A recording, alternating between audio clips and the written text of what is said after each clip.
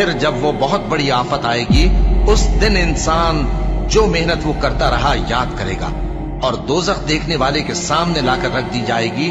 اب جس نے سرکشی کی اور دنیا کی زندگی کو مقدم رکھا تو اس کا ٹھکانہ دوزخ ہی ہے، اور جو اپنے پروردگار کے سامنے کھڑے ہونے سے ڈرتا اور نفس کو بیجا خواہشوں سے روکتا رہا تو اس کا ٹھکانہ بہشت ہی ہے۔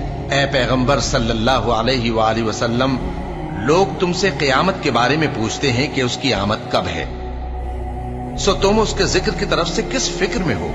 اس کا منتہا یعنی واقع ہونے کا وقت تمہارے پروردگار ہی کو معلوم ہے۔ جو شخص اس سے ڈر رکھتا ہے تم تو اسی کو ڈر سنانے والے ہو۔ جب وہ اس کو دیکھیں گے تو ایسا خیال کریں گے کہ گویا دنیا میں صرف ایک شام یا ایک صبح رہے۔